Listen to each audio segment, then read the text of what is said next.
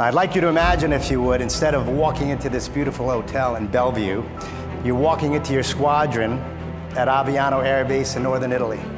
And you're flight planning for tomorrow's mission, and the loudspeaker blares, "Attention in the squadron, Commander Dave Goldfein has just been shot down over enemy territory. Search and rescue procedures commence immediately." And the blood drains from your face, and your heart starts to pound as the reality of that combat deployment kicks you square in the gut. We briefed up this mission. I'm scared to death. I'm walking onto the tarmac. We're going master arm hot in 1 hour. They're gonna try to kill me. I never experienced that before. And he knew I was scared. And he said, "Waldo, let's go get him today. Stay in position, follow the plan. I'll lead you to the target." He was asking me to trust him. And he was also asking me a question. And that question is this: can I depend on you?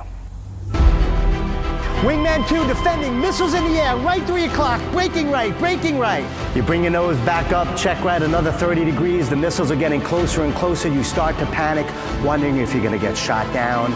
10 seconds later, that radar warning receiver turns off. They lose lock on your aircraft, and those missiles explode like 4th of July fireworks 1,000 feet from you.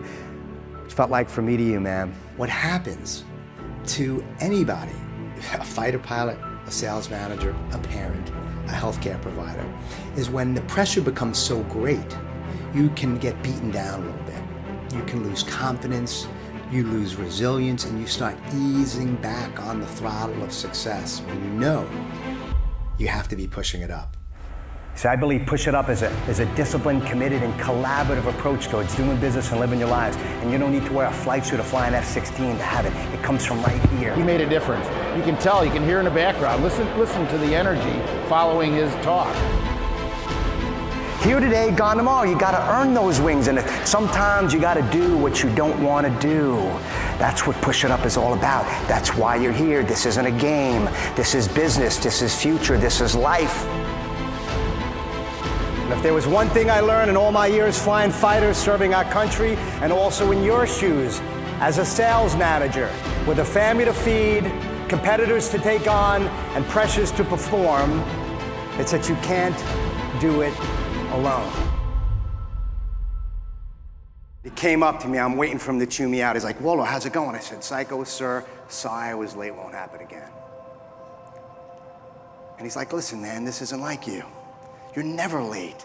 Is everything okay at home? Do you need a day off? Talk to me." I was shocked. Didn't expect to hear it. I said, "Psycho, I'm fine. Just leave me alone. I'll be on my way." Never mentioned a thing about it afterwards.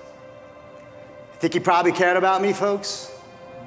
You think he may have realized that I might have had a life outside of the fact that I was a fighter pilot in that squadron that just may have taken precedence over flying that day? How do you think my loyalty was to Psycho when he acknowledged me as a person? You think it went up?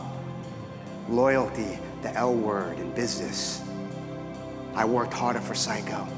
I volunteered for all the crummy duties nobody else wanted to do.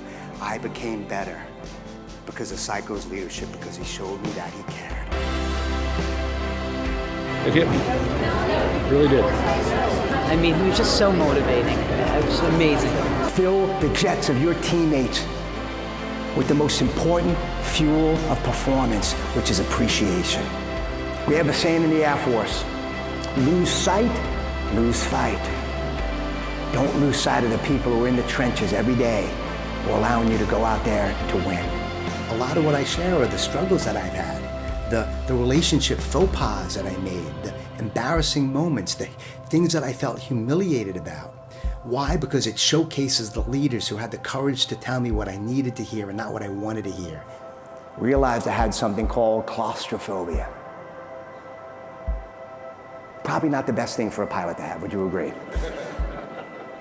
And for the next 8 years of my 11-year active duty flying career, every single time I strapped into that jet to do it I loved more than anything else, I had to deal with this fear, this doubt that changed me in a second.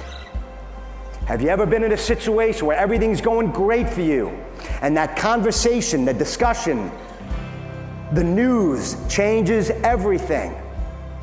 Are you gonna quit on your dream, Are you going to ease back on the throttle and abort and play it safe, or are you going to step out of your comfort zone and not quit?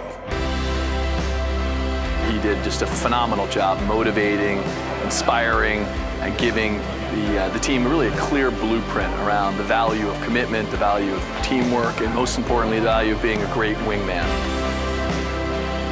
But when you take off that mask and ask for help, it helps you turn your fear into something more powerful, and that's called courage.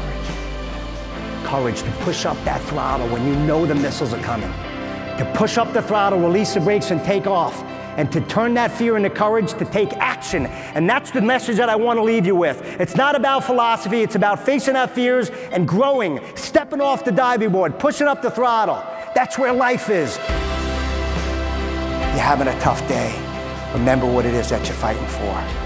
The families you serve, who you coach, so that they can come home, hug their parents, and live their dreams. When I say commit, commit, will you be there for me? Will you execute the plan? And will we win?